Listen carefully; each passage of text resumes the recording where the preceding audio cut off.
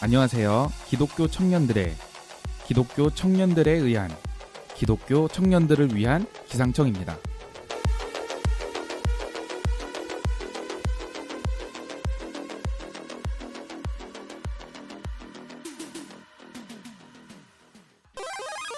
그러면 오늘 나눠보고 싶은 얘기가 있습니다. 비혼에서 결혼까지입니다. 풍성한 얘기를 나누기 위해서 특별 게스트를 모셨습니다. 게스트님, 간단한 소개 부탁드리겠습니다. 예, 안녕하세요. 반갑습니다. 화곡동 예수쟁이.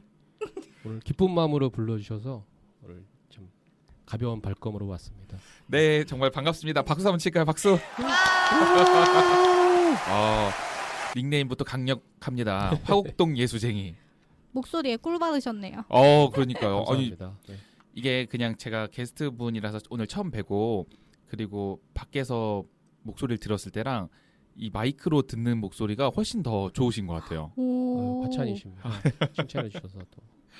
혹시 조금 더 자기소개를 해 주실 수 있나요? 저는 올해 35이고요. 근데 저는 기상청이라고 해서 청년들의 그래서 좀 부끄럽네요. 저는 교회 가면 중장년층에 속하는데 또 청년이라고 불러주셔서 감사하고요. 35이고 지금 방송장비 쪽 엔지니어를 하고 있습니다. 그래서 열심히 벌고 열심히 살고 또 제가 모태신앙까지는 아닌데 거의 한 30년 정도 신앙생활 하고 있어서요. 혹시나 도움이 될까 싶어서 왔습니다. 네. 정말 감사합니다. 그럼 방송 장비 일을 하신다고 말씀하셨는데 지금 저희가 녹음하고 있는 곳에 방송 장비의 이 퀄리티는 어떤 것 같나요? 여기는 좀 사실 오디오 쪽에 가깝고요. 저는 비디오 쪽에 가까워서 제가 봐도 잘 모르는데 여기. 네. 그러시군요. 네. 제가 지난주에 마르타님께도 약간 실수 디자인이라서 다 같은 디자인인 것처럼 한 거랑 똑같이 오늘도 실수를 했네요. 그러면 저희가 이제 오늘 본격적으로 말씀을 나눠보도록 할 건데요. 마르타님은 혹시 비혼주의자이신가요? 아니면 결혼주의자이신가요? 저는 비혼주의자고요. 결혼하고 나서도 비혼주의자인데요. 네. 네, 계속 들어보겠습니다. 제가 결혼한 지 이제 2달 됐거든요. 네네. 엄청 따끈따끈한 새댁이죠. 결혼 생활에 불만이 있어서 그런 건 아니고 제가 비혼주의자를 해야겠다고 어릴 때부터 생각했던 거는 기본적으로 저는 서울에 계속 살았어요. 네. 그 부모님하고 같이 살았거든요. 그래서 부모님 그 그늘이 되게 좋았고 얼마나 좋아요. 엄마가 밥 해주고 이렇게 말하면 좀 약간 쓰레기 같나요? 쓰레기 하시면 될 것 같습니다. 그리고 제가 또 친동생이 있는데 여동생이 사이가 굉장히 좋아요. 진짜 집에 그냥 가만히 둘이만 있어도 약간 힐링되는 느낌? 그런 것도 있고 그다음에 연애는 끊임없이 했지만 그래서 연애만 해도 되겠다 이런 생각을 했었는데 네. 이제 이런 남자면 결혼해도 되겠는데? 라고 이제 처음으로 깨닫게 해준 사람이 나타난 거죠. 그래서 이 남자 놓치면 안 되겠다 싶어서 결혼을 했습니다. 근데 결혼을 하셨는데 여전히 비혼주의자라는 거는 어떤 느낌으로 받아들여야 되는 건가요? 아까 말씀드렸다시피 결혼 생활에 불만이 있는 건 전혀 아니고요. 네. 제가 실망시킬까봐 사실 가장 걱정이 많이 돼요, 요즘에. 그러니까 아무래도 사이가 더 가까워지는 거잖아요. 그 안정적인 관계가 되는 거잖아요, 결혼을 하면은. 근데 너무 많이 붙어 있으니까 이 사람한테 본의 아니게 상처 주는 것들이 생길 것 같고, 그 다음에 나는 죽을 때까지 여자로 있고 싶은데 아무래도 붙어 있다 보면은 생리현상을 들킬 때도 있고, 저희가 아직 그런 거 튼 사이는 아닌데 그런 거 등등 있잖아요. 그래서 그런 것도 신경 쓰이고 이렇게 얘기하니까 친구들이 저 병 아니냐 이렇게 얘기를 하는데 저는 아직도 남편 앞에서 화장실 가는 게 좀 창피하거든요. 이게 제 성향일 수도 있는데 그래서 그냥 비혼주의 하면서 그냥 연애나 하고 이 사람하고 그래도 되겠다. 어느 정도 바운더리가 있으면 더 좋겠다는 생각이 들어서 그래서 비혼주의 찬성. 그러시군요. 그러면 화곡동 예수쟁이님은 혹시 비혼주의자이신가요? 아니면 결혼주의자이신가요? 근데 대부분의 남자분들이 그러실 텐데 저는 크게 뭐 결혼에 대한 생각이 있지는 않았어요. 아. 결혼을 언젠가는 하겠다는 생각을 했는데 막 꼭 해야겠다, 꼭 안 해야겠다 이런 생각은 안 가졌거든요. 그래서 제가 비교적 사회생활을 좀 일찍 시작했는데 결혼하신 유부남들이 직장 상사로 많이 계셨거든요. 그래서 보통 얘기 들어보면 그렇게 좋은 소리가 안 나오는 거죠. 그래서 회식 때나 뭐 이렇게 평소에 얘기하면 너 결혼 뭐 하려고 이렇게 하려고 하냐 막 이런 소리도 하고 맨날 애 얘기 뭐 와이프 얘기 하면서 스트레스만 받는 거 보면은 그런 걸 계속 듣다 보니까 아 이거 결혼 굳이 할 필요 있을까? 지금 혼자도 편한데 뭐 이런 생각이 들게 되는 거죠. 근데 지금 뭐 좋은 사람 만나서 결혼을 하긴 했는데요. 뭐 딱히 어릴 때부터 막 꼭 결혼해야 되겠다, 뭐 결혼하지 말아야겠다 이런 생각은 없었습니다. 네. 그러시구나. 이게 정말 남성의 여성의 좀 차이가 있는 건지 저도 비슷한 생각을 가지고 있거든요. 그래서 처음에 비혼주의자냐 결혼주의냐라고 했을 때는 결혼주의 쪽이 가깝겠구나라고 생각을 했어요. 그래서 왜 그럴까라는 생각을 했을 때 이게 전통적인 흐름이잖아요. 뭐 제가 왜냐면 어떤 남자 여자가 만나서 결혼을 했기 때문에 제가 태어났으니까 당연하게 나도 나중에 어른이 되고 결혼을 해서 자식을 낳겠구나라는 그 기본적인 틀, 그리고 다수의 사람들이 선택을 하는 것에 일반적인 틀 안에서만 생각을 했던 것 같아요. 그래서 비혼주의라는 것을 생각을 아예 해본 적이 없었던 것 같아요. 살면서 단 한 번도요? 네. 그러니까 제가 살고 있는 틀 안에서 좀 벗어나는 생각을 해봐야 비혼주의를 생각했을 텐데 그럼 저희 가족만 봐도 부모님이 그렇게 사셨던 것처럼 나도 그렇게 살겠거니라고 생각을 했던 것 같아요. 네, 저도 똑같이 그랬었어요. 네. 그러면 미곰님은 지금 결혼 앞두고 있잖아요. 네. 그러면은 어떤 선택으로, 어떤 생각으로 그 결정을 내리신 거예요? 저도 연애를 많이 해본 편인데 사실 그동안 제가 보통 많이 좋아해서 사귀기보다는 그냥 제가 기본적으로 사람들한테 잘 해주는 부분에 있어서 어떤 여자들이 그거에서 호감을 갖고 만나자고 하면은 만나는 케이스였어요. 인기남이셨네요? 인기남이었으면 오래 사귀었을 텐데 사실 그게 오랜 연애까진 가지 못했고 어. 그러다 보니까 사실 막 누구를 엄청 좋아한다라는 마음을 가진 적이 없었어요. 근데 지금 이제 결혼을 앞둔 여자친구는 제가 좋더라고요. 기본적으로 뭐 외모도 제 이상형이었기도 하고 그리고 성격이나 이런 것들 저랑 너무 정반대의 모습이라서 더 끌렸던 것 같아요. 그래서 사귀다가 사실 싸우기도 진짜 많이 싸우면서 그 과정들을 1년, 2년, 3년, 4년 지금 8년에서 9년 이전에 만나고 있는데 그렇게 만나다 보니까 이 사람보다 나를 더 잘 알아주고 이해해주고 좋아해줄 사람은 없을 것 같다라는 생각이 들더라고요. 제가 여자친구한테 연애 초에도 얘기를 했지만 지금도 얘기하는 게 나는 사랑해줄 자신은 있다. 근데 사랑받을 자신이 없다. 라는 얘기를 많이 해요. 그렇기 때문에 내가 자신 없는 부분을 여자친구가 충족해주는 거죠. 저를 사랑해주니까. 그러니까 저도 최선을 다해서 사랑을 하게 되었죠. 그럼 진짜 반쪽이네요. 네, 그렇게 되었어요. 오래 만나다 보니까. 근데 제가 이 얘기를 왜 나누고 싶어 했냐면은 제가 되게 깜짝 놀란 게 비혼주의나 아니면 독신주의라고 하면은 아까 교회에서 목사님 있잖아요. 목사님 되려면 꼭 결혼을 해야 된다고 얼마 전에 전도사님이 저한테 그러시더라고요. 근데 저는 그거 듣고 되게 깜짝 놀란 게 만약에 전도사님이 독신주의나 비혼주의예요. 그러면은 어떻게 해야 되죠? 평생 전도사 해야 되는 거죠.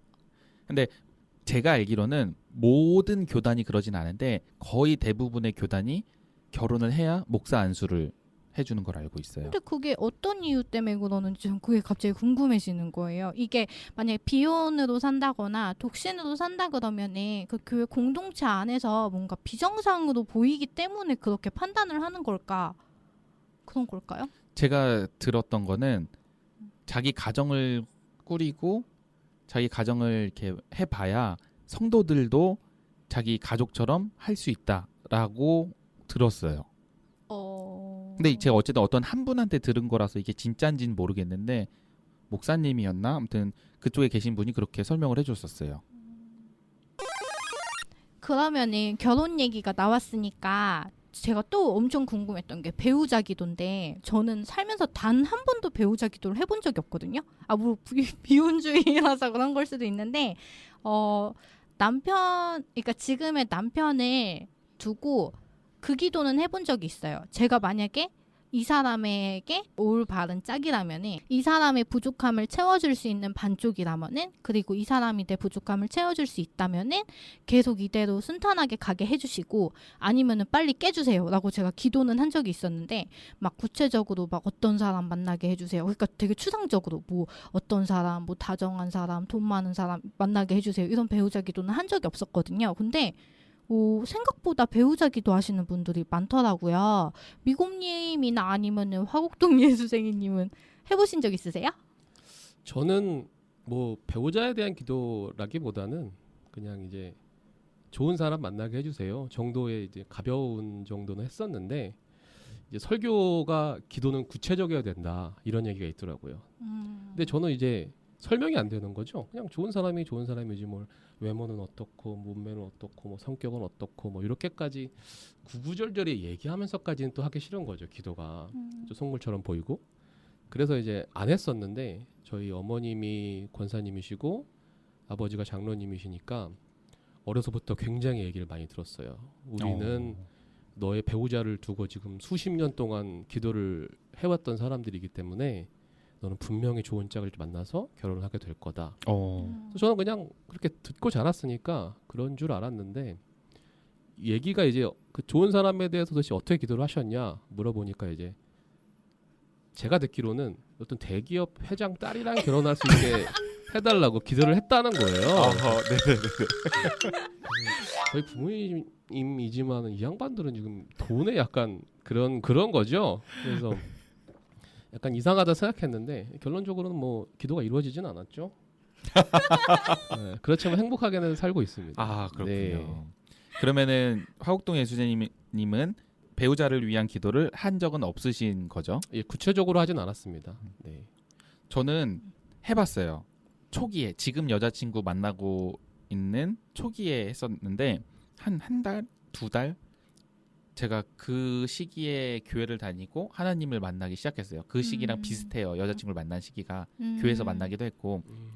근데 주변에서 다들 배우자를 위한 기도를 열심히 해야 된다라고 얘기를 해주는 거예요. 그때 제가 23살이었거든요. 그렇다고 하더라고요. 미리 해야 된다. 미리 해야 된다고. 네. 그래서 그렇구나. 나 좋은 사람 만나고 싶으니까 기도를 해야겠다라고 기도를 했죠. 근데 구체적으로 뭐 어떤 사람보다는 저도 비슷하게 좋은 사람 만나게 해달라. 나랑 같이 함께 뭐 하나님 나라를 만들어갈 수 있는 사람을 만나게 해달라라고 한 달, 두 달. 근데 그때 당시 지금 여자친구랑 좀 썸을 타고 있는 시기긴 했어요. 근데 그걸 만나고 나서 딱 끝났어요. 안 했어요. 아 왜요? 딱 이루어졌다 이렇게요? 약간 그런 느낌. 어머. 자연스럽게 안 하게 된 것 같아요. 근데 아까 말씀하셨을 때 구체적으로 기도를 해야 된다라고 말씀을 하셨는데 그래서 어떤 분들은 배우자를 위한 기도를 할 때 이만큼 적어놓은대요. 그래서 아마 그때 예시로 들을 때 어떤 자매분이었던 것 같아요. 그 자매분이 뭐 키는 180 이상의 남자이어야 되고 뭐 몸매는 어떤 몸매고 대학교는 어디 뭐 서울에 있는 뭐 4년제 이상을 나오고 뭐 집은 어떻고 이런 것도 정말 구체적으로 쓴 거예요. 근데 저는 그 구체적으로 기도해야 된다라는 의도가 그게 아니라고 생각을 하거든요. 구체적인 기도를 해야 된다라는 거는 더 하나님께 나와 더 긴밀한 기도 그리고 솔직한 기도를 해야 된다라고 전 느껴지는 거거든요. 그 정말 예수님이 드래곤볼도 아니고 이렇게 해주세요. 기도 드래곤볼 7개 모았으니까 이뤄주세요. 이런 건 아니잖아요. 근데 그렇죠. 약간 다른 측면에서 바라본 것 같아요. 그래서 어떻게 보면 그분들의 신앙이 순수한 거일 수 있죠. 순수한 걸 수 있죠. 근데 저 갑자기 예수쟁이님 얘기 듣다 보니까 생각나는 게 제가 그때 갓 20 됐을 때였는데 제가 고등학교 때 선생님이 있었어요. 교회 선생님. 저하고 5살 차이 났거든요. 네. 근데 그 선생님이 목회자길 걸으려고 이제 공부하시던 분이셨어요. 이제 목사님 하려고 저희 엄마 근데 그 선생님 너무 마음에 든 거예요. 그래서 엄마가 기도를 엄청 했대요. 제 짝으로 해달라고. 그래서 제가 나 혹시 근데 이렇게 얘기해도 되나? 저 혹시라도 사모되면은 혀 깨물고 죽어버릴 거라고 제가 엄마한테 엄청 그랬거든요, 진짜. 다행히 안 이루어지셨네. 왜요? 왜 혀 깨문다고 했어요? 아시다시피 뭐 제 성격이 막 아유 네 알겠습니다 이러면서 막 그냥 네네 하는 성격도 아니고 막 그림자처럼 지내기 싫어서. 예. 그러니까 사모님들은 개성이 강하면 안 된다고 그러더라고요. 어느 사람이든 다 이렇게 아울러야 되고 하니까 그 입도 되게 무거워야 된다고 하는데 뭐 그렇다고 제가 비밀을 다 까발리고 다니는 건 아닌데 기본적으로 얘기하는 걸 되게 좋아하고 그다음 저 편애도 되게 심하거든요. 편애가 심해서 과연 내가 모든 성도들을 다 예뻐할 수 있을까 막 이런 생각도 들고 여튼 전 사뭇감은 아닌 걸로. 왜냐면 왜 그걸 여쭤봤냐면 저도 하나님 딱 만나고 너무 뜨거운 거예요. 그래서 원래 제가 체육과 다니고 있었는데 신학과로 편입을 해야겠다라고 여자친구한테 말했는데 여자친구가 근데 좀 더 생각을 해봐야 되지 않을까? 더 기도를 해봐야 되지 않을까? 라고 했는데 그때 저희 교회에서 약간 청년부 안에서 문제가 좀 있어가지고 그거를 상담해줄 담당 교육자가 없었어요. 그러면서 제가 자연스럽게 포기를 했죠. 구체적으로 그걸 밟아갈 수가 없으니까. 그리고 나서 한 사귀고 1년인가 2년 있다가 여자친구가 갑자기 저한테 얘기를 하는 거예요. 혹시 사역하고 싶으면 해도 된다. 그래서 내가 난 아닌데? 나는 다른 꿈을 갖고 있는데? 라고 했더니 본인이 너무 싫어서 제가 하지 않았으면 해서 그런 식으로 얘기를 했었던 거 하더라고요. 그게 너무 미안해서 자기 때문에 못한 것 같아서 혹시 하고 싶은 마음이 있으면 해도 된다라고 얘기를 했는데 저는 전혀 그런 마음이 없었거든요. 근데 여자친구분 마음 되게 예쁘시네요. 그렇게 결정하기 쉽지 않았을 텐데 되게 예쁘시다 진짜. 맞아요. 고마운 여자친구입니다. 저럼 난리쳤을 텐데. 그러면은 이제 이어서 웃긴다 그쵸? 배우자기도 나왔으니까 이제 결혼 얘기를 한번 해볼게요. 제가 2달 됐다고 그랬잖아요. 네. 굉장히 아팠어요. 결혼 직전에. 근데 이제 왜 아팠는지는 좀 이따 설명을 드리고 결혼식이 요즘 되게 다양하게 있잖아요. 뭐 채플형 웨딩도 있고 호텔에서 하는 것도 있고 하우스 웨딩도 있고 스몰 웨딩도 있고. 근데 저나 아니면 제 남편이나 사실 바랬던 거는 스몰 웨딩이었거든요. 스몰 웨딩이었는데 아마 미국님도 스몰 웨딩 한다 그러면은 부모님이 똑같은 말을 하시지 않을까 싶은데 그동안 뿌린 거 어떻게 할 거냐. 이제 부모님이 그렇게 말씀을 하시더라고요. 제가 큰딸이거든요. 큰딸이니까 부모님이 얼마나 많이 이제 뿌리고 다니셨겠어요. 이제 여기저기. 그러니까 현실적으로 받아야 되는 건 맞죠. 원래 결혼식이나 이런 것들이 추수한 거 거두는 거잖아요. 이렇게 말해야 되나? 그렇죠. 네네. 네, 그래가지고 이제 그것까지는 이제 합의를 못하고 그냥 예식장에서 하기로 했는데 그래도 제가 하고 싶었던 곳에서 하고 싶었던 분위기에서 결혼식을 올리게 됐단 말이에요. 이제 예식장을 잡았는데 진짜 하나부터 열까지 제가 다 준비하려고 노력을 했어요. 그 예식장 말고는 축가도 이제 남편이 저한테 프로포즈 할 때 노래를 불러줬어가지고 전 꼭 언젠가는 답가를 해줘야지 이 생각으로 깜짝 서프라이즈로 서프라이즈였네요. 서프라이즈로 축가도 제가 했고 그 다음에 밴드도 웨딩 밴드 섭외해가지고 막 연주해주시고 제가 다 선정한 곡으로 그 다음에 뭐 청첩장은 근데 제가 그림은 못 그려가지고 아시다시피 그림 못 그려가지고 뭐 그것까지는 그리진 못했지만 그래도 하나하나 제 손으로 다 하려고 노력을 했거든요. 근데 저희가 처음부터 생각한 거는 줄에 없는 결혼이었어요. 뭐 서로가 주인공이 돼야 되는 그런 날이잖아요. 네. 그래서 모든 사람들의 이목을 막 받고 싶기도 했고 그 다음에 진심으로 축하받고 싶기도 했고 그 다음에 얼마나 좋아요. 뭐 부모님이나 아니면 서로가 서로한테 편지도 써주고 이러면 얼마나 좋아요. 그래서 그렇게 하려고 했는데 남편 부모님이 교회에서 이제 직분을 갖고 계시는 분들이고 저희 엄마도 오래 교회를 다니셨으니까 꼭 목사님 주례를 해야 된다 이렇게 말씀을 하시는 거예요. 생각도 못했는데 어떡해요. 그냥 그러면은 거기까지는 양보를 해야 되나 싶어서 그럼 주례는 하겠습니다. 주례는 목사님으로 하겠습니다. 했어요. 근데 저희가 왜 주례 없는 결혼을 하고 싶었냐면은 진짜 심플하게 주례는 어느 분한테 맡기죠? 신랑 신부를 잘 아는 분한테 맡겨야죠. 그쵸? 아니면 네. 평소에 내가 존경했던 분. 없어요, 주변에. 음, 그런 사람이 없기 때문에 저희는 그냥 안 하고 싶었거든요. 주례 없이 하고 싶었는데 생각지도 않게 목사님, 평소에 뭐 교류도 없던 목사님을 주례도 이제 초대를 하게 된 거예요. 그래서 했는데 거기서 끝이 아니고 저 몰랐는데 목사님이 주례 서시면은 예배형으로 예식이 진행된다면서요.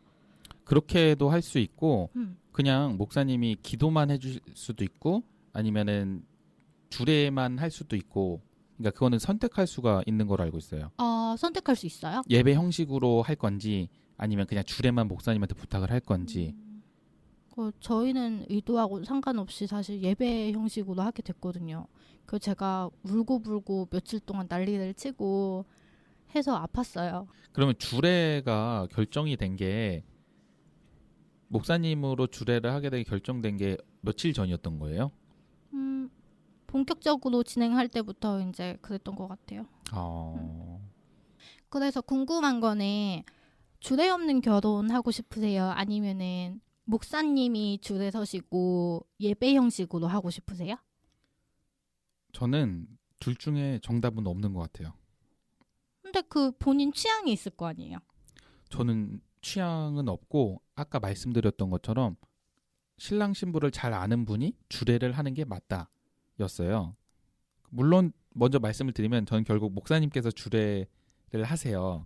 그리고 예배 형식으로도 진행이 되고 근데 지금 주례로 결정된 목사님이 아니었으면 저희도 주례 없는 결혼식을 했을 거예요. 주례 없는 결혼식으로 하면은 그 교회 식구들은 어떻게 별말 안 할까요? 교회 식구들이라는 게 네, 그 미곰님 같은 경우는 교회에서 좀 굵직한 역할을 맡고 계시잖아요. 그러면은 교회 사람들이 많이 올 거 아니에요, 지인이. 네. 저 같은 경우는 아예 교회 사람이 하나도 없었거든요. 제 하객 중에는 제 남편이나. 그러면은 이상하게 생각하지 않을까요? 혹시라도 주례 없는 결혼을 한다고 그러면은? 뭐 이상하게 생각하는 사람이 있을 수는 있겠지만 신경 안 쓰죠. 제 결혼식인데. 그럼 예수쟁이님은 어떻게 생각하셨어요? 주례 있는 결혼 아니면은 당연히 예배형 결혼. 근데 그거는 제 의사랑은 상관이 없이 워낙 신앙심들이 저희 부모님들이 강하신 분들이라서 저는 클 때부터 생각이 들었어요. 당연히 목사님이 주례를 하시고 내 배우자는 크리스찬이겠구나. 그러니까 저는 트러블을 만드는 걸 별로 안 좋아하는 사람이라서 그걸 어느 정도 예상을 했단 말이죠. 근데 저도 마르타님이나 뭐 미곰님 말씀하신 것처럼 좀 우리를 잘 알고 우리의 사랑을 축복해 줄 수 있는 분이 와서 주례를 보시는 게 이 결혼에 더 의미가 있다고 저는 생각을 했는데 제가 뭐 목사님도 뭐 좋죠 뭐 기독교인들이고 뭐 와서 좋은 말씀 해주시고 기도해 주시는 것이 다 좋은데 그게 단순하게 기도를 통해서 이 둘의 사랑을 완성시키는 뭐 그런 정도의 의미라면 전 얼마든지 오케이인데 제가 이제 어머님한테 듣고 놀랐던 거는 야 목사님이 안 오시면 교회 성도들이 올 것 같아? 이런 말을 하는 거죠. 그러니까 이 목사님도 왜 급이 좀 있잖아요. 이게 막내 목사님도 시작해서 이제 당회장 목사님 좀 올라가는데 어느 정도 레벨의 목사님이 오면 성도가 더 오고 그보다 더 위에 목사님이 오면 성도가 더 온대요. 하다못해 예배를 드리고 싶어서 그런 목적이라는 걸 저는 듣는 순간 이게 결혼이 아니라 마치 뭐 장사처럼 느껴지는 거죠. 충격받았어요. 저 네. 처음 들었어요. 저 충격받았어요. 근데 저는 이제 트러블을 만들기 싫으니까 근데 또 와이프는 별로 안 좋아하고 그래서 저는 사실 좀 갈팡질팡했었거든요. 그러다 보니까 이제 그냥 우웅 분위기가 넘어가서 목사님 밑에서 결혼을 이렇게 하게 되긴 했는데요. 개인적으로는 좀 저도 좀 반대를 했었습니다. 요즘 추세가 다 주례 없이 가서 그냥 결혼하는 분위기고 그냥 서로 편지 써서 서로에 대한 마음 얘기하고 이렇게 좋게 끝나면은 좋겠다 싶은 마음이 있었는데 워낙 완고하시고 하시다 보니까 저도 반대를 할 수는 없었죠. 그러시구나. 저 같은 경우에는 아예 결혼을 하는 거가 좀 의미가 있게 하고 싶었어요. 그래서 제가 결혼이 이제 한 3달 정도 남았는데 그 날이 제가 여자친구를 처음 만난 날인 거예요. 그러니까 딱 만난 지 9년째 되는 날 결혼을 하는 거죠. 굉장히 의미 있는 날이네요. 네. 네. 뭐 어떤 분들은 사귄 날이랑 결혼식 2번 안 챙겨 하나 퉁칠 수 있어서 그럴 건 아니냐라고 말하시는 분들도 있지만 그런 건 아니고 저희는 어쨌든 좀 의미 있게 날짜도 잡고 그래서 주례도 하시는 목사님이 제가 지금 교회를 옮긴 상황인데 전에 교회에서 여자친구랑 만난 거였거든요. 그때 여자친구가 청년부 임원일 때 목사님이면서 저 임원일 때 또 청년부 목사님이고 해서 저희를 그래도 비교적 잘 아는 목사. 아시는구나. 네, 만나는 모습도 어쨌든 최소 2년은 보셨으니까 사실 그 이후로도 계속 보시기도 했고. 길게 보셨네요. 그러면 잘 아시겠다. 네, 그래서 저희는 딱 그분이면은 하겠다라고 생각을 했죠. 근데 담임 목사님은 저희가 별로 안 좋아해가지고 근데 보통 제가 전에 다니던 교회가 한 교인이 1,000명 정도 되는 교회고 크네요. 부목사님이 한 4분 뭐 이 정도 있는데 계속 담임 목사님만 주례를 하셨어요. 부목사님이 그 주례를 하신 적은 한 번도 없었거든요. 그래서 뭔가 지금 그쪽 교회는 어쨌든 여자친구 부모님이 다니고 있는데 굉장히 파격적인 형식이네요. 형식으로 파격적인 형식. 네, 하고 있는 느낌으로 가지만 저희는 그 목사님이 혹시 담임 목사님 눈치가 보여서 못하겠다 또는 그렇게 말씀 안 하셨겠죠. 돌려서 그래도 뭐 하면서 이렇게 말씀을 하셨으면 알겠습니다 하고 주례 없는 결혼식을 하려고 했었거든요. 근데 다행히 흔쾌히 허락을 해주셔서 저희는 계속 좀 어디에다가 의미를 일부러 부여하진 않은데 그래도 할 수 있는 선에서는 의미 있게 준비를 하고 있는 중이거든요. 그러면은 예식장에서 이제 찬송가 부르고 기도하고 이렇게 예배 형식으로 가시는 거죠? 네, 맞아요. 혹시 미곰님은 사회 친구 있으세요? 저는 제가 23살에 하나님을 만나는데 그 전까지 정말 교회에서 말하는 이 사회에 쪄들어 있는 그런 사람으로 살다가 와서 그리고 제가 다시 믿었을 때 제일 먼저 한 게 술 끊고 담배 끊고였어요. 왜냐면 나는 하나님을 믿는 사람이고 교회 다니는 사람은 술 담배를 하면 안 되지. 그러니까 나중에 할 얘기 많겠다 그거. 네, 술 담배 하면 안 되지라고 알려주잖아요. 그래서 끊었죠. 그리고 나서 근데 저는 그 전에 친구들도 만나야 되잖아요. 저도 구원을 받았는데 제 친구들 당연히 구원받아서 같이 예수님을 믿고 싶으니까 갔죠. 그 친구들 만나는 자리에. 근데 친구들이 술자리에 부르는 거죠. 갔어요. 안 마시니까 너는 뭐 안 마시냐. 그래서 나는 술을 마시지 않고도 그 친구들하고 얘기를 잘하고 그 친구들이 할 줄 알았는데 그게 아닌 거예요. 이럴 거면 나오지 마라. 친구들이 그렇게 말했어요? 네, 너 나와서 술 안 마실 거면은 나오지 말고 뭐 이런 식으로까지 하는 거죠. 취한 것처럼 놀면 되죠 그러면은. 그냥 그게 싫었나 봐요. 안 마시는 거 자체가 싫었나? 그럴 수 있죠. 네. 그리고 제가 교회 시간을 많이 보내다 보니까 그 전 친구들하고 만날 시기가 너무 적어지는데 이건 아닌 것 같은데라는 생각이 드는 거예요. 내가 교회 사람들하고만 지내려고 내가 예수님 믿는 건 아닌데 라고 하니까 저는 원래 친구들도 엄청 많이 붙잡고 계속 갔고 학교에서나 뭐 직장에서나 꼭 기독교 교회를 다니지 않는 사람들하고도 굉장히 잘 지내요. 그게 제가 생각하는 그리스도인의 모습이라고 생각을 하거든요. 그래서 교회 다니는 사람들도 많이 있지만 저는 거의 한 반반 정도 되는 것 같아요. 반반 정도? 그럼 예수쟁이님은 사회 친구하고 교회 친구하고 비율로 따져보면은 어느 정도예요? 저는 조용히 교회만 다니는 사람이라서 교회 친구는 거의 없다고 보셔도 되고요. 보통 이제 사회 친구나 이제 회사 다니면서 관계 맺은 사람들인데 결혼식에서도 이제 끝나고 나서 얘기를 많이 들었어요. 야, 우리는 기독교인들도 아닌데 왜 너네 결혼식 가서 찬송 부르고 기도도 같이 해야 되냐. 물론 축하는 해주지만 그런 게 좀 부정적으로 얘기를 많이 하시더라고요.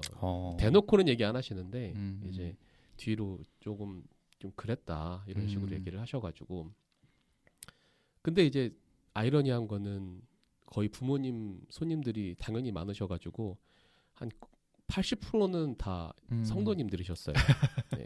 나머지 한 20% 정도가 제 손님이셨는데 그래서 저는 좀 기독교인으로서 신앙생활도 열심히 하고 싶지만 좀 반반이라고 생각하거든요. 미국님 말씀하신 것처럼 저는 아직도 술 담배를 하는데 물론 이제 기독교인이 돼서 예수님 안에 들어왔으면 예수님을 닮아가려고 노력하는 건 좋아요. 근데 왜 성경에 나오는 것처럼 나를 따라가고 싶으면 본토처자를 다 버리고 와라 뭐 이런 마인드잖아요. 그러니까 여기 아니면 여긴 거예요. 이 기독교의 생리가 A 아니면 B지 A와 B를 이제 교집합으로 가져갈 수는 없다 이런 느낌이거든요. 그래서 저는 좀 괴리가 있어요. 그래서 미고모님이 아마 얼마나 힘들게 그런 생활 하셨을지가 좀 이해가 되네요. 네. 저는 술을 마십니다. 굉장히 많이 마시고 제가 학교 같이 근무하고 있는 선생님 중에 교회 집사님이 계시거든요.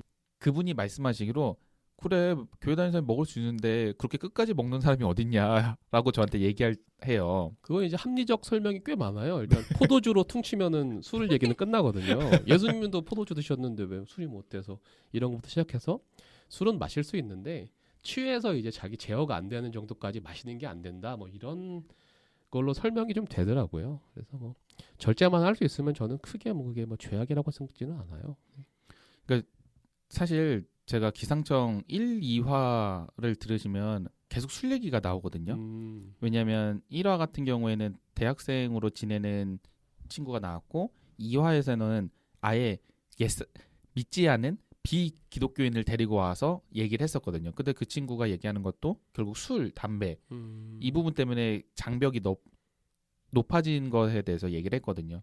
근데 저는 교회에 대해서 아까 말씀드렸던 것처럼 술 때문에 다른 친구들 못 만나고 그런 것 때문에 정말 술이 안 되나? 교회에서는 안 된다고 가르치는데 정말 안 되나 하고 공부를 하기 시작했어요.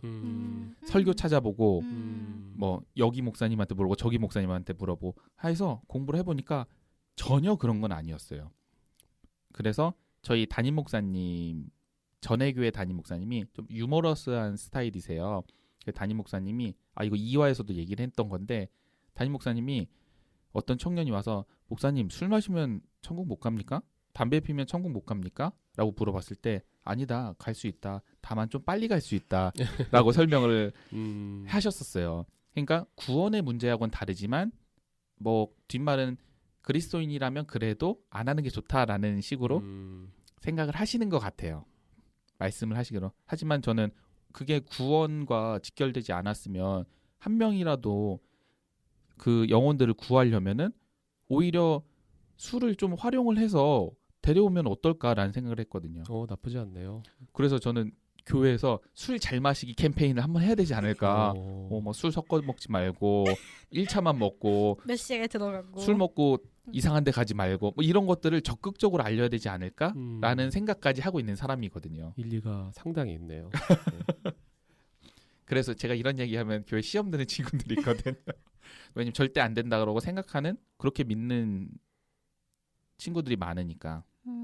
그래서 저도 처음에 이제 주례 없는 결혼 하고 싶다고 했을 때 이제 저 같은 경우도 이제 예식 끝나고 전 회사 차장님이 저한테 뭐라고 그랬냐면은 그 차장님은 잘 다니시다가 이제 시험 들어가지고 이제 삐져서 안 나가시는 분인데 그 차장님이 저한테 내가 네 결혼식 보려고 1시간 반 걸려서 왔는데 여기까지 와가지고 이렇게 하고 있을 줄 몰랐다 이렇게 말씀하시는 거예요. 근데 그게 좀 가시돋침말로 그렇게 하시면서 분위기 파악 못한 결혼식 같았다. 이제 저한테 이렇게 말을 하는 거예요. 그러니까 저 그 말 듣고 되게 많이 울었거든요. 그러니까 왜 그렇게 말을 했냐면은 막 제가 막 재즈밴드 섭외하고 뭐도 하고 했댔잖아요.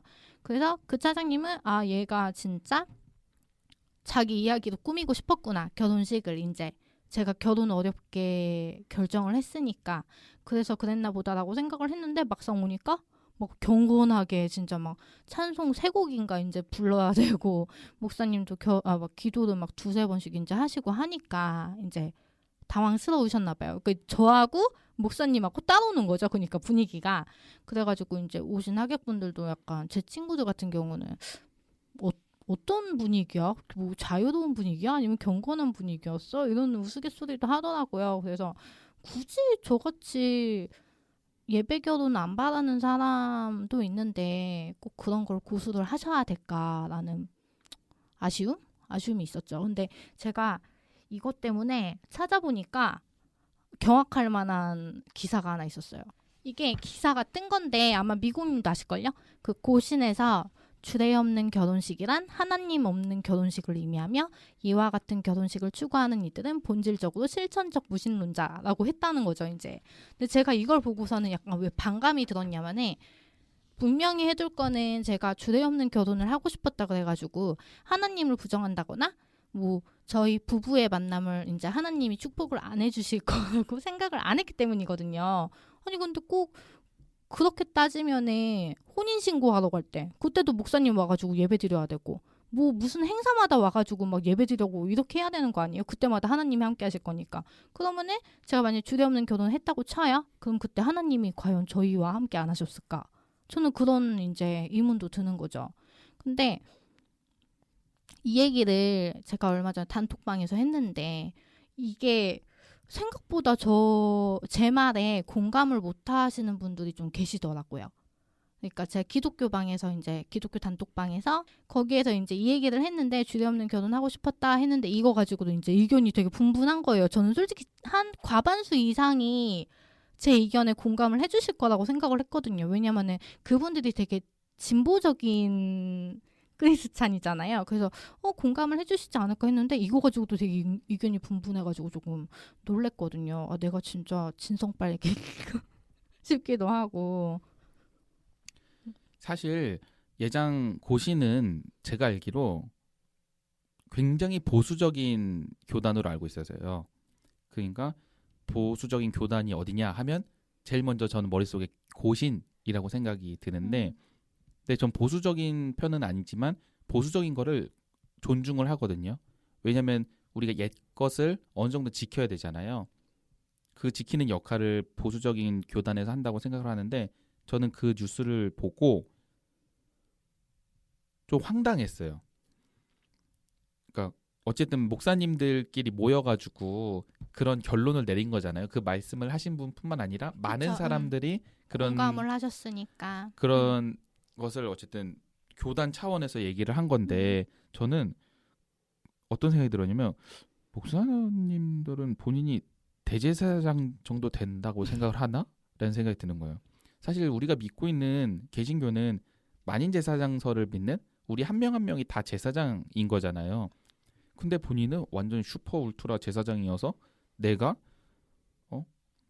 뭐 결혼식 주례도 해야 되고 내가 있는 곳에 뭐 다 하나님이 임하시고 내가 없는 데는 하나님이 없고 이런 식으로 생각을 하는 것 같다고 생각이 들어서 좀 창피하다라는 생각이 들었어요. 그분들의 그 마인드가. 그러니까 제 생각에는 뭔가 다른 이유로 안 된다라고 하는데 본인 마음을 하나님 이름을 거들먹거리면서 이야기한 느낌이 드는 거예요.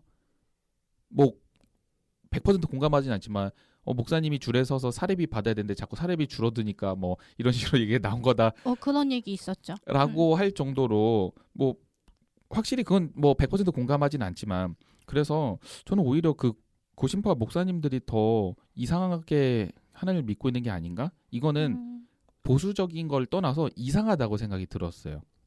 근데 이게 기사화 될 정도면은 물론 반발하는 사람도 있겠지만 동감하는 사람도 있으니까 기사화 된 거 아닐까요? 그래서 저는 이거 보고 더 정체성에 혼란이 왔어요. 그러니까 내가 지금 예수님을 하나님을 잘못 알고 잘못 사랑하고 있는 건가라는 생각도 했고 내가 나 좋을 때도 하는 건가? 내가 진짜 잘못하고 있는 거구나라고 괜히 반성하게 되면서 슬퍼지는 거 있잖아요. 눈물이 날 것 같아. 근데 저는 기사화 됐다고 해서 그 말에 많은 사람이 공감했기 때문에 기사화 됐다고 생각하지는 않아요. 그만큼 이슈가 됐기 때문에 기사가 된 거라고 생각하는 게 예전에 예장 통합에서 마술 금지, 요가 금지 했던 거 있었죠. 그거를 공감하는 사람이 몇이나 됐을까요? 저는 그렇게 생각이 들거든요. 장로님들은 공감하지 않았을까요? 제가 보통 게임을 한번 하면 쭉 해요. 그래서 게임을 잘 시작을 안 하는데 그래서 지금 제가 거의 유일하게 하고 있는 게임이 포켓몬고거든요. 아직도 포켓몬고 하세요? 이런 얘기 많이 들어요. 아직도 지금 2020년입니다. 하는 사람들 진짜 많아요. 아직도. 아 진짜요? 네. 조심해야 되겠다. 근데 그 포켓몬고가 처음에 나왔을 때 이게 어쨌든 증강현실이라서 분명히 존재하지 않은데 핸드폰 화면을 보면 존재하는 것처럼 나오잖아요. 그렇죠. 그래서 교회에서 금지해야 된다는 어떤 근거 때문에요? 교회는 신성한 곳인데 네. 막 포켓몬이랑 어쨌든 몬스터잖아요. 괴물. 그래가지고 교회 이거 포켓몬고 게임은 불경한 거기 때문에 하면 안 된다라는 얘기가 있었어요. 초반에 사람들 하도 많이 할 때 말도 안 되는 얘기를 하고 있는 거죠. 그럼 예수쟁이님은 이 기사 내용에 대해 어떻게 생각하세요? 근데 전 좀 두 분 얘기하시는 거 들으면서 놀란 게 기독교도 진보 보수가 있나요? 진보파 보수파 이렇게 정확하게 나뉘어졌다기보다는 그냥 각자 취향 아닐까요? 그냥. 그렇군요. 근데 저는 이 마르타님이 프린트해 오신 거 기사를 처음 봤는데 보자마자 든 생각이 그거였어요. 이 기사의 목적은 네가 필요할 때만 하나님 찾지 말아라 이런 뉘앙스로 저는 해석이 됐거든요. 그러니까 네가 필요할 때는 하나님 찾으면서 네가 싫다는 이유로 그때는 하나님 없는 결혼식을 하려고 해? 이런 뉘앙스의 기사가 아닐까요? 그러니까 약간 올드한 전통적인 개신교를 믿는 분들께서는 반드시 목사님이 계셔야 목사님이 있는 곳에 하나님이 있다라고 이제 약간 그런 식으로 해석을 하시거든요. 그런 관점에서 본다 그러면 이 얘기가 아주 근거 없는 얘기는 아닐 텐데 저를 포함해서 대부분 젊은 신앙이라고 하기 좀 그렇고 좀 그런 마인드를 가지신 분들은 하나님은 성경에 나온 대로 어디에도 있고 내 마음속이 하나님이 계시다 그러면 내가 예배 장소인데 그렇게까지 생각할 필요는 없다라고 하시는 분들도 계시거든요. 근데 이건 사실 좀 신앙의 개념에 따라 다른 거지 틀린 거는 생각은 안 드네요. 저는. 네. 예수쟁이님 말씀 너무 잘하셔가지고 아니요, 설득된 아니요. 것 같은 느낌? 좀 두서없이 얘기하긴 하는데요. 기본적인 전제는 그런 것 같아요. 목사님 존재 자체가 어떤 말씀하신 것처럼 목자를 상징하는 거고 그 목사님이 하나님과 어떤 같은 개념이라고 이제 생각을 하잖아요. 목사님 말씀을 통해서 하나님 말씀이 전달되고 뭐 이런 많죠. 맞아요. 많아요. 이런 생각을 갖고 계신 분들이 많기 때문에 저희 교회에서도 목사님은 물론 하나님과 동일시하지는 않지만 목사님 하시는 말씀이 하나님의 도구로서 하나님의 말씀을 전달하시는 거기 때문에 하나님과 어떤 동등한 정도의 그런 걸 가진다라고 생각하시는 분들이 꽤 많아요. 맞아요. 거기서 놀랐는데 그런 관점에서 이 생각하시는 분들이 이런 기사를 쓰신 게 아닌가. 제가 알기로는 이게 기사화됐을 때 이게 어떠면 교단에서 1년에 한 번씩 이 발표회 같은 거를 해요. 우리는 이번 1년을 어떤 식으로 보내겠다라고 할 때 교단의 방향성을 발표할 때 이걸 얘기를 한 거였거든요. 그래서 저는 그러니까 좋게 생각하면 그렇게 생각할 수도 있겠다 정도인 것 같아요. 저는 솔직히 말해서 되게 후지다고 생각했어요. 이러니까 젊은 애들이 교회를 안 가지 전 이 생각했거든요. 진짜 후지다. 만약에 막 하와이 같은 데 가서 결혼하는 커플 저는 돈 없어서 못했지만 그런 사람 있다 그러면 목사님 비즈니스석 태워가지고 드려야 되나요? 그러면은 그러길 바라시는 거죠. 그 목사님들은. 그건 너무 웃기잖아요. 말이 안 돼요. 그냥 시대의 흐름에 맞춰가지고 좀 융통성 있게 좀 따라가면 좋은데 그냥 하나 정해놓고서는 아니 물론 주례 없이 결혼한다고 그래가지고 그 사람이 막 하나님 여기 없어도 돼요. 그냥 우리끼리 알아서 할게요. 이런 것도 아니잖아요. 결혼식이라는 게 어쨌든 많은 사람들 앞에서 증인해달라. 우리 이제 살 거니까 그게 사실 책임감을 갖게 하기 위함도 있다고 하더라고요. 그러니까 많은 사람들 앞에서 나 결혼합니다라고 했기 때문에 무르기가 힘든 거죠. 어떻게 보면은 목사님이 주례를 했으면 더 그런 마음이 안 들겠죠. 뭐 이혼도 성경적으로 보면은 안 된다라고 돼 있잖아요. 하지만 목사님들은 그 얘기를 못 하죠. 왜냐하면 요즘 이혼하신 분들이 너무 많거든요. 많죠. 그거를 조심스럽다라고 말씀을 하시더라고요. 그런 말을 하기가 상처받기 때문에 조심스럽다 교회에서 얘기하기가. 하지만 뭐 동성애자나 분명히 성경에 나와서 뭐 죄라고 써 있는 부분도 있고 여러 가지 있는데 그 약자들은 대놓고 까잖아요. 죄인이다. 그러면 안 된다. 그리고 막 이상 강사들은 너무 저희 교회 동성애 강사가 온 적이 있었는데 너무 혐오적으로 그 사람들을 몰아가는 게 있어서 제가 그때 너무 화가 났었거든요. 자극적이죠. 자극적이고 음. 그래놓고 자기 쥐는 막 착한 척하고 저희 막 그런 식으로 몰아놓고 청년들한테 이 국가에서 이 돈을 다 그 사람들 에이즈 뭐 치료 비용으로 사용된다. 저희가 이 사람들 치료해 줘야 될까요? 했는데 사람들이 아니요 이러는 거예요. 그래서 저도 뭐야 이랬는데 그러면 에이 치료해 줘야죠. 그래도 우리 사랑해야죠. 이런 얘기를 하는 거예요. 그러면서 와 진짜 저거 대박이다 생각을 했어요. 그러니까 좀 이혼하신 분들은 워낙 세력도 많고 워낙 많으니까 그 사람들을 함부로 못 건드리고 진짜 소수의 사람들한테는 너무 함부로 교회에서 말하고 있는 게 아닐까라는 생각이 전 들어요. 이혼도 마찬가지로. 저 지금 다짐 하나 하려고요.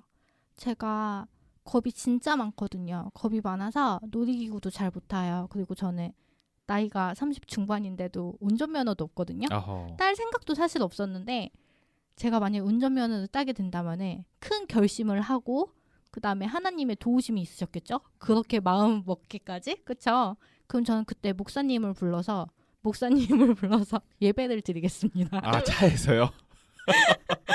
운전면허 딴 기념으로. 아, 네, 갑자기 그런 생각이 드네요. 부적 같은 건 아니죠? 부적은 아니죠. 그렇게 따지면은 이거 목사님 주례도 부적 아닌가요? 그러면은?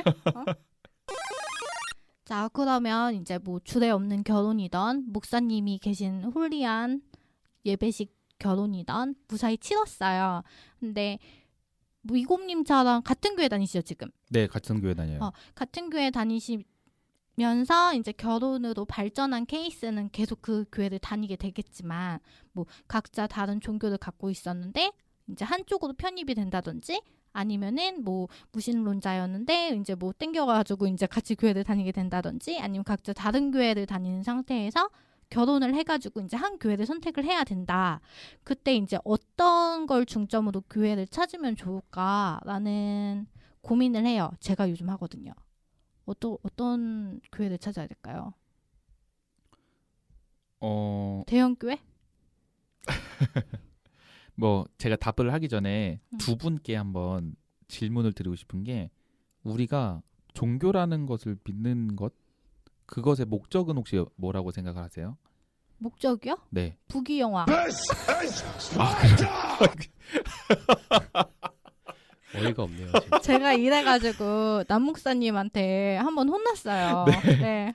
저보고 되게 세상적이라면서 막. 근데 전 진짜 엄청 찐사랑이거든요. 하나님 엄청 찐사랑이에요 저는. 네. 근데 부귀영화 아닌가요? 이 세상에 한번 살면서 잘 누리면서 살면 되는 거죠. 아닌가? 잘 누리려고 이제 믿고 복 주시면은 받고 저는 주시는 대로 다 받겠습니다. 그때 남 목사님한테 혼났다고 하셨는데 그다음 에 바뀐 게 없는 거군요. 바뀐 거 있긴 있죠. 그러니까 그때는 목사님한테 말씀드렸을 때는 약간 뭐 만약에 저한테 100만 원이 있다고 쳐요. 갑자기 주어지면은 그때 90만 원 내가 쓰고 10만 원 교회에 쓰겠다. 약간 이런 마음이었다면은 지금은 한 70만 원 내가 쓰고 30만 원 교회에 쓰겠다. 약간 이런 느낌? 좀 이렇게 이동이 됐네요. 그렇죠. 좋은 일 해야겠더라고요. 보니까 좀 안타까운 교회가 많아가지고 예수쟁이님은 그러면은 종교생활 뭐야? 종교를 믿는 것에 대한 목적? 이거 너무 확실한 한 가지의 답이 있지 않나요? 대부분의 크리스찬들은 일단은 첫 번째 목적은 당연히 구원 때문일 거고 제 개인적으로는 사실 좀 인간적으로 접근하자면 기적을 바라고 믿는다고 생각하거든요.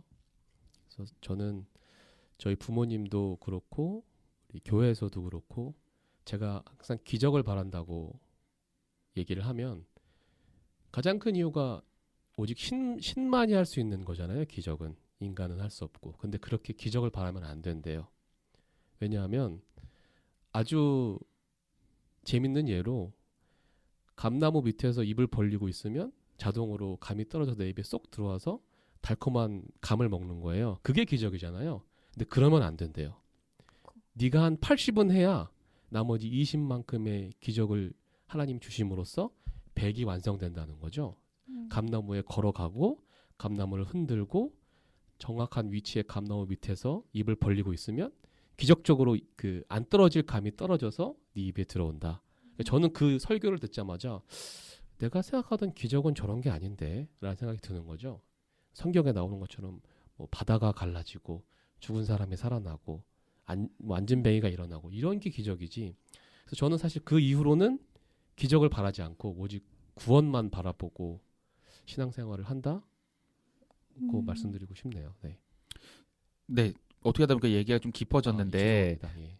아니 그런 게 아니라 제가 이거를 여쭤봤던 게 제가 이 기독교라는 이 개신교라는 종교를 믿는 목적은 좋은 사람이 되기 위해서거든요. 구원은 값없이 일단 저에게 주어졌죠.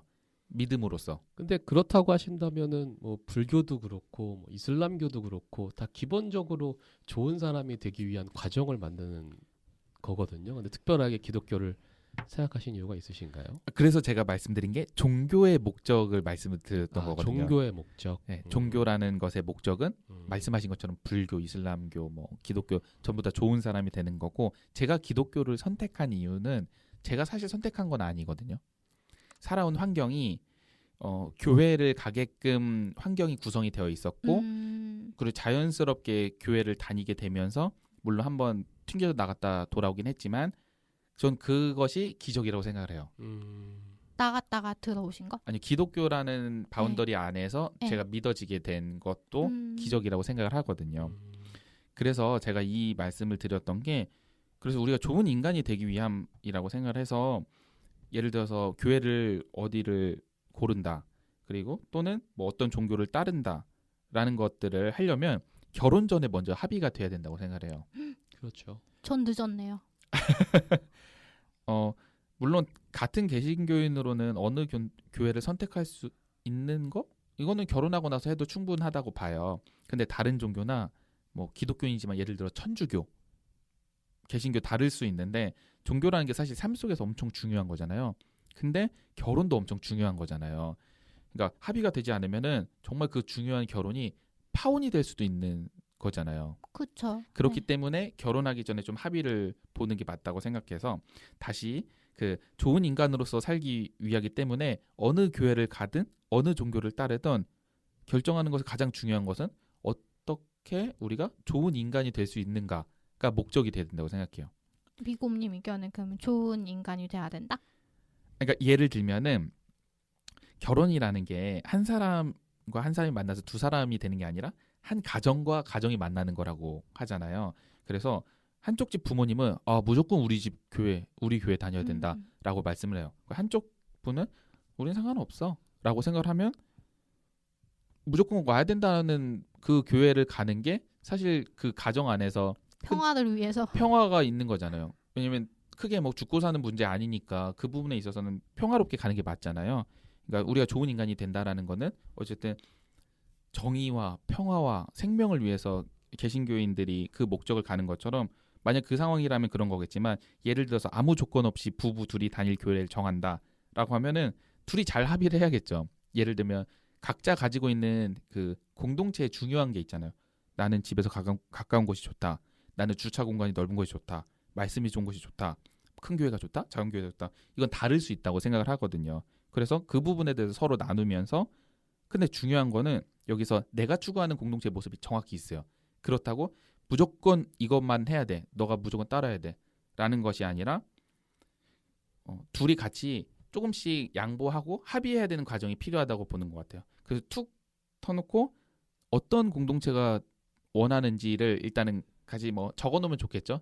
그래서 뭐 프로듀서 원원처럼 좀 덜한 거 이렇게 빼고 결정할 수 있는. 그래서 우리가 정확하게 이런 교회를 가자. 뭐 하나씩 정도 남은 거 해서 그거에 맞물려 있는 교회를 가는 게 저는 가장 선택지가 좋은 거라고 생각을 해요. 저는 거리요. 부부가 선택할 때 가장 고려해야 되는 거는 거리라고 생각해요.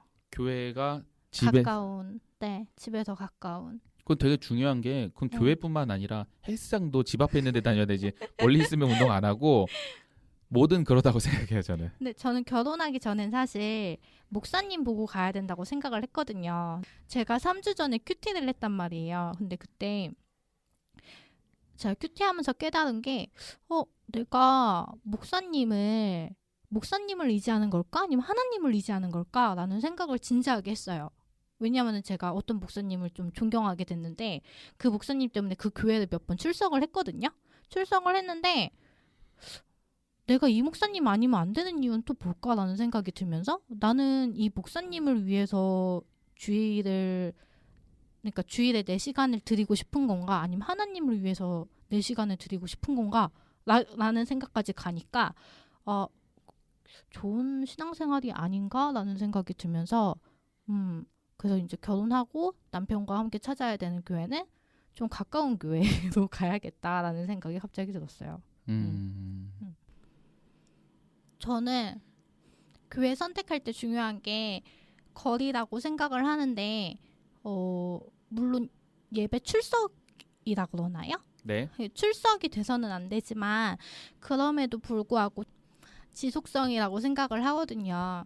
그래서 좀 억지로라도 날 채찍질하기 위해서 가까운 데로 남편과 가면 좋지 않을까라는 생각을 했어요. 왜냐하면 요즘 매체가 되게 많이 발달을 해가지고 뭐 유튜브든 아니면 팟빵이든 이런 데서 그 교회에서 부족한 것들을 얼마든지 채울 수가 있잖아요.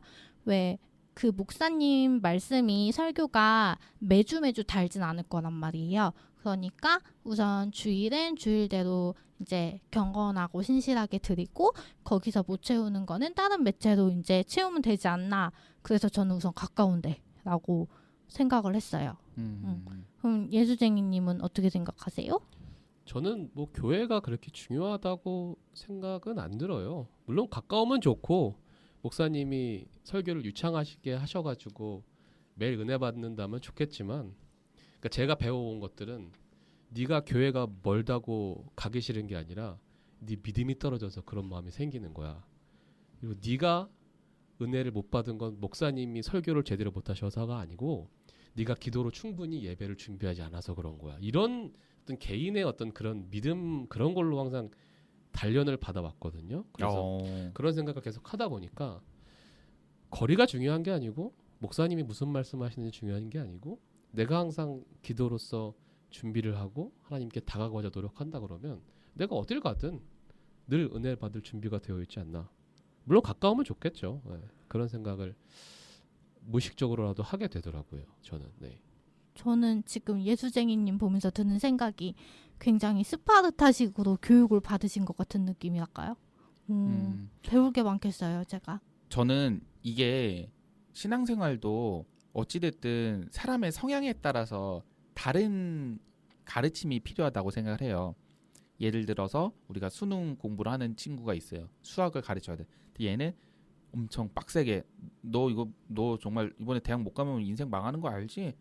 점점 못 나오면 너 부모님한테 지금 돈 뭐 등골 빼먹는 거 알지? 라고 했을 때 열이 붙어가지고 열심히 공부하는 친구가 있는 반면에 그렇게 얘기했을 때 기죽어가지고 이러면서 공부를 못하는 오히려 달래서 할 수 있는 친구들이 있는 것처럼 신앙생활도 비슷하다고 봐요. 뭐 예수쟁이님처럼 어렸을 때부터 이게 스파르타로 배우신 분들은 그게 좀 익숙한 거죠. 근데 예를 들어서 그렇지 않고 뭔가 좀 어려운 부분한테 그거를 적용하기에는 좀 어려운 부분들이 있으니까 그 사람은 좀 이게 구슬리고 다슬리고 해가지고 하면은 좋지 않을까. 사실 목사님들이 교육자가 아니기 때문에 그런 마인드 못 보고 보통 본인이 할 수 있는 걸 하세요. 그게 잘 맞는 성도가 있으면 그 성도가 약간 신앙적으로 도움이 되는 거고 안 맞으면은 목사님 좀 이상한 것 같은데 라고 생각이 드는 거고. 그리고 저는 아까 전에 제가 체육과 나왔다고 했잖아요. 그래서 많은 사람들이 물어봤어요. 다이어트 하고 싶은데 무슨 운동하면 좋냐. 그러면 제가 제일 먼저 말하는 게 너 무슨 운동 좋아해? 라고 물어봐요. 그러니까 좋아하는 운동을 해야 계속 나가요. 그 공감하는데 숨쉬기 운동이야 이러면은 뭐라 그래요? 그러면 살을 못 뺀다고 얘기를 하죠. 그러니까 이 얘기를 하는 이유가 운동을 계속하기 위해서는 지속하게 하기 위해서는 좋아하는 운동 그리고 두 번째가 친구 데려와. 같이 할 수 있는 사람. 이렇게 사실 이 두 개가 전 운동을 지속할 수 있는 핵심이라고 생각을 해요. 근데 이거를 우리 신앙생활을 보면은 같이 하는 친구는 공동체인 거죠. 공동체가 있으면은 더 내가 운동이 힘들고 어려움이 있어도 같이 옆에서 으쌰으쌰하고 할 수 있는 사람이 있고. 그러니까 좋아하는 운동이라는 표현에 교회로 만약에 도입을 하자면은 대입을 하자면은 목사님의 설교 스타일이나 또는 아니면 그 교회가 정말 큰 교회는 크게 관심을 별로 안 가져요. 잘. 아니 근데 물론 계속 지내다 보면 관심을 갖지만 그냥 처음에 딱 내가 갔을 때 그렇게까지 많이 관심을 갖지 않아요. 왜냐면 작은 교회는 정말 관심을 너무 부담스러운데 싶을 정도로 관심을 갖거든요. 그래서 그런 부분들이 있을 것 같아요. 좋아하는 운동에 대입을 하자면 신앙생활이 재미가 없을 수 있거든요. 그 부분은 신앙생활의 단계라고 해야 되나? 각자 이제 막 예수님 믿고 공동체 생활이 너무 재미있는 친구들에게는 신앙생활이 너무 재미있어요. 하지만 신앙생활을 뭐 청년의 생활도 지내고 이제 결혼도 하고 하면은 더 이상 신앙적으로 재미가 없을 수 있거든요. 근데 그분들에게는 또 다른 이 차원에서 들어가야 되는 거죠. 근데 저는 미곰님 의견에 동의는 하는데 약간 시간이 필요하겠다 싶은 게 자기 취향을 모르는 사람이 있어요. 분명히 뭐 어떤 운동 해본 거라고는 뭐 줄넘기나 달리기밖에 없는데 나는 근데 그 두 개 다 싫어하면은 더 다른 걸 찾아봐야 되는 거잖아요.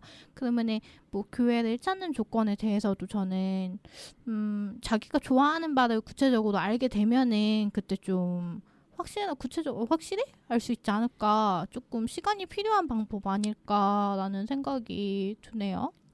그러면 예수쟁이님은 그 아내분하고 어떤 교회를 가는 게 이상적이라고 생각하세요? 그 말씀 드리기 전에 신앙 초창기의 미고님 같은 분을 제가 만났으면은 조금 더 신앙 생활을 올바르게 할 수 있지 않았을까. 오, 미국님 갑자기 떡상. 제가 이제 배워온 신앙의 길은 신앙은 가시밭길이야. 외로운 길이야. 좁은 길이야.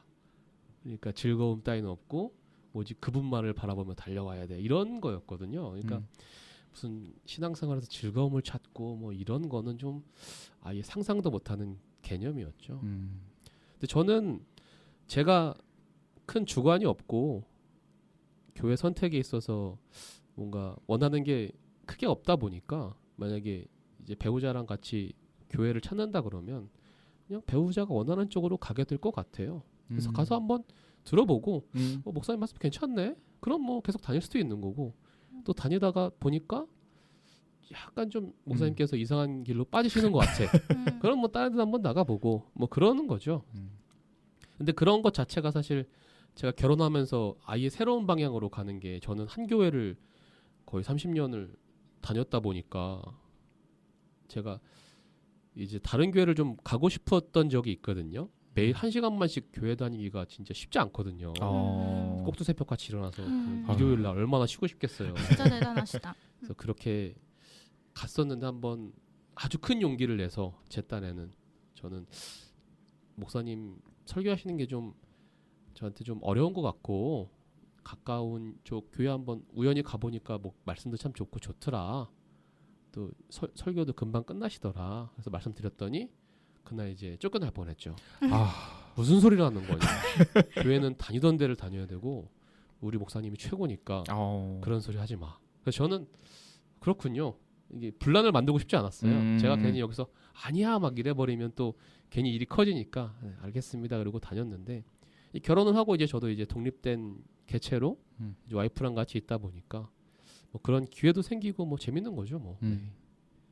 제가 그 지금 결혼할 여자친구를 만난 거는 전 교회거든요. 근데 그 교회를 제가 23살부터 30살 한 중간까지 다녔어요. 30살에 한 6개월 정도까지 다니고 뭐 안 좋은 뭐 여러 가지 일이 있어서 교회를 나오게 됐는데 제가 교회를 나올 때 그런 마음은가 했어요. 어느 교회를 가든 나는 교회 내에서 사역하지 않아야겠다. 라는 결심을 하고 나왔어요. 그래서 간 교회가 집 근처에 큰 교회. 큰 교회가 제가 봤을 때 2군데가 있었어요. 그래서 더 가까운 데 가보자. 라고 갔어요. 그러니까 전 교회가 교인이 1,000명 정도 되는 교회면 지금 교회는 10,000명 정도 되는 교회로 간 거예요. 네네네. 갔더니 너무 좋은 거예요. 왜냐면 그때 당시 전에 교회 있을 때는 예배가 안 됐던 거예요. 하도 뭐 여러 가지 그 사람들하고 얽히고 하니까 찬양 인도하는 사람을 보면 진짜 화가 열이 받아가지고 예수님 보이지 않지. 그래서 앉아가지고 기도하고 그러다가 설교단에 올라간 목사님 보면 또 열이 받아가지고 또 기도하고. 아, 그 사람의 그러니까 그 됨됨이나 등등 때문에 마음이 어려워가지고 예배에 몰입하지 못했다는 거예요? 네, 저렇게 은혜로 척하면서 찬양 인도를 하는 것 같지만 뭔가 아닌, 더러운 짓 다 하고 다니고? 아닌데. 그리고 저 옆에 고개를 들려서 뭐 기타를 치고 있거나 피아노를 치면 저는 무슨 생각으로 제 기타 치고 피아노 치는지 아는데 이런 생각을 하니까 예배가 아예 안 되는 거예요. 월요일부터 토요일까지 맨날 큐티하고 기도하고 신앙생활 정말 이렇게 잘 하다가 주일날만 가면은 추락을 하는 거죠. 근데 이건 정상적인 신앙생활을 생각을 할 수 없다라고 결심을 하고 교회로 옮겼죠. 그리고 너무 지쳤기도 했고 사역에. 그래서 큰 교회로 옮겼죠. 그러니까 전에 교회 같은 경우에는 또 한 7년 뭐 이렇게 다니다 보니까 예배 끝나고 나면 집사님들 다 알고 다 인사하고 다 아는 얼굴인 거예요. 새신자 빼고는. 그랬는데 여기 교회 왔는데 아무도 모르겠는 거예요. 그러니까 하나도 예배에 방해가 되지가 않는 거예요. 되게 자유로웠겠네요. 네. 그래서 내가 뭐 거기서 진짜 내 예배만 드릴 수 있는 게 너무 좋은 거죠.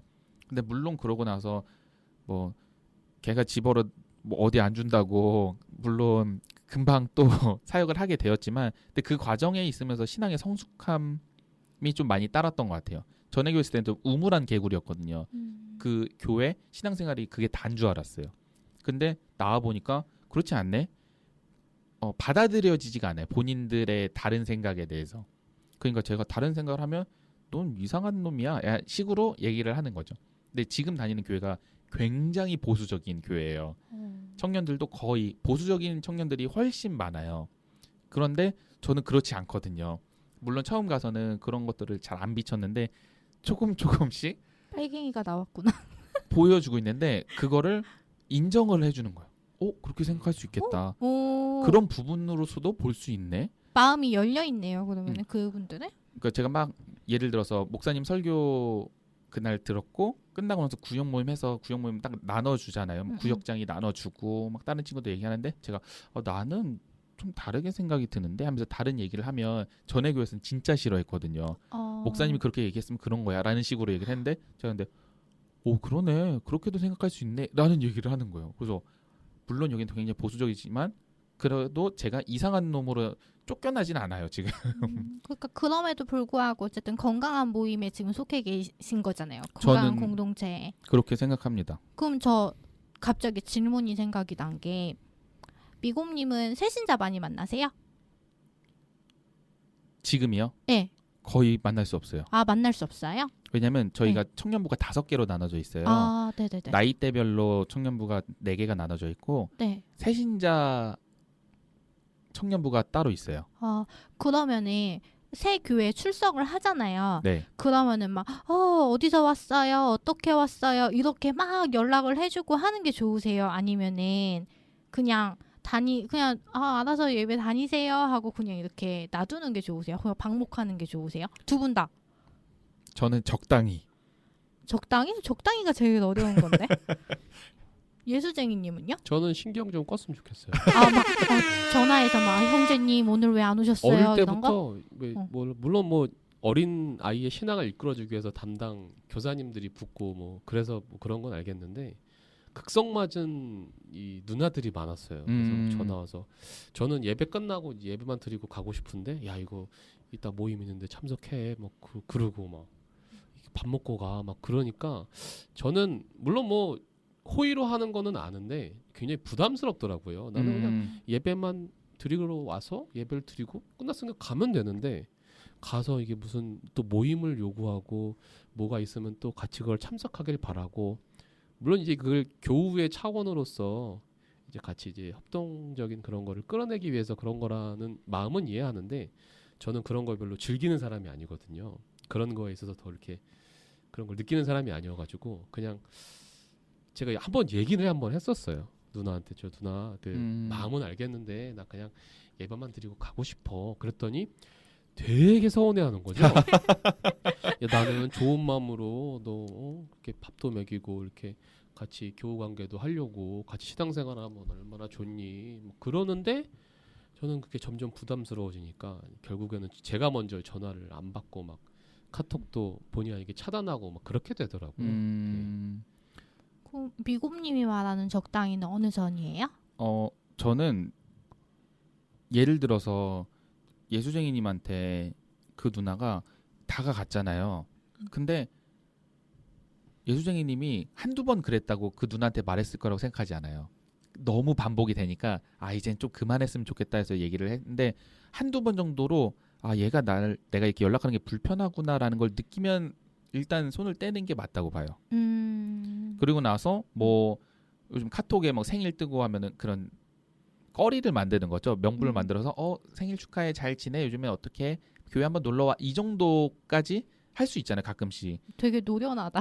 차라리 그게 저는 훨씬 실질적이라고 보거든요. 오기 싫다는데 내가 선한 의도로 그 사람한테 행동을 했더라도 그게 꼭 선하지 않을 수 있거든요. 그렇죠. 예를 들어서 우리 직장인들이 비타민 D가 부족하다 그러잖아요. 햇빛을 안 봐서요? 그렇죠. 그래서 뭐 제가 거의도 저 학교에서 못 나오거든요. 낮에는 거의 아이들이랑 있으니까. 근데 저에게 선한 의도를 하겠다고 뭐 교장 선생님이 미공 선생님 자 옥상에 올라가서 뭐 12시부터 12시 반까지 햇빛 쬐세요. 이렇게 하는 거예요. 근데 전 햇빛 알레르기가 있거든요. 진짜요? 보이세요? 오, 네. 햇빛 신기하다. 알레르기가 있어요. 교장 선생님은 저에게 선한 의도로 비타민 D를 합성시키려고 했지만 저한테는 고통인 거죠. 그게. 네. 그러니까 의도가 선하다고 해서 모든 게 선하지 않다라는 저는 생각을 해요. 저는 그 선함이 자기 만족에서 오는 거라고 생각해요. 내가 얘한테 이렇게 함으로써 나는 하나님 나라의 일을 하나 했다. 이렇게. 근데 뭐 이렇게 말하면은 너무 시니컬한 표현이긴 한데, 저는 미곰님 의견에 동의요. 저도 적당한 거 좋아해요. 저는 관심을 바라는 사람이기 때문에 너무 모르는 척하는 건 또 서운하고 그냥 적당히 관심 가져줬으면은. 근데 이게 제일 어렵죠, 사실. 적당히가 제일 어려운 것 같아요. 근데 저는 그 누나가 100% 선한 의도로 했다고 생각하지 않아요. 저도 그래요. 왜냐하면 내가 정말 선한 의도로 했으면 그 상대방이 부담스러워 했으면은 미안해야 하는 게 나는 맞다고 보거든요. 그치. 본인이. 근데 내가 이만큼 너 신경 써주고 챙겨줬는데 왜 너 나의 내가 말하는 선한 의도를 왜 못 알아줘?는 뭔가 다른 자기만의 그런 게 있었다라고 생각이 들어요. 좋아했을까요? 이성적으로? 아니요, 그런 건 아니고요. 그런 거 얘기하는 게 아니에요. 그 누나들이 이제 제가 이제 매일 아침 눈을 뜨면 카톡을 보면은 왜 그날의 말씀 뭐 이런 게 하나 와 있고 일요일 날 교회에 가면 일로 와서 앉아. 난 혼자 앉아서 조용히 드리는 거 좋아하거든요. 공감. 근데 꼭 같이 앉아서 뭘 하재요. 그래서 근데 싫은데 뭐 어떻게 그냥 가서 옆에 앉아서 그냥 이러고 있는 거지. 그리고 수요일 날이 이제 청년부 모임이었는데 그날 무조건 전화 와서 야, 오늘 일찍 끝나니? 뭐 끝나고 뭐 있니? 큰일 없으면 와. 뭐 이렇게 되고. 근데 그게 뭐 말씀하신 대로 한두 번이고 어쩌다 한번 그러면 이해해요. 뭐 좋은 마음으로 말씀 보여주고 좋지 뭐. 근데 매주 그게 몇 달씩 반복되니까 저도 이제 교회가 가기 싫을 정도로 그렇게 되더라고요. 그래서 그렇게 진짜 매몰차게 나 좀 안 했으면 좋겠다고 끊으면 한참 뒤에 또 다른 누나가 또 그런 짓을 하는 거죠. 그러니까 저는 이런 교회 모임에 질려버려가지고 이제 부모님도 이제 신앙생활이 성장하려면 청년부 뭐 중장년부 하고 이제 나중에 직분도 받고 이런 식으로 올라가는 게 맞다고 하시는데 저는 그런 게 너무 적응이 안 되고 개인적으로 싫으니까 그냥 평신도로 조용히 교회 갔다가 내 믿음을 지키고 가고 싶은 거예요. 근데 그게 생각처럼 잘 안 되더라고요. 네, 나이가 먹으면서. 또 우리나라가 약간 나이 값에 대한 게 교회에 녹아내려 있거든요. 그렇죠. 네. 예를 들어서 뭐 직분에서도 장로님이면 돈을 좀 교회에서 많이 써야지 이런 생각들이 굉장히 많거든요. 뭐 어른이면은 성도고 집사가면은 이 정도는 해야지 이런 나이값 해야지라는 문화가 좀 있는 것 같아요. 맞습니다. 저 나이값 진짜 못하는데.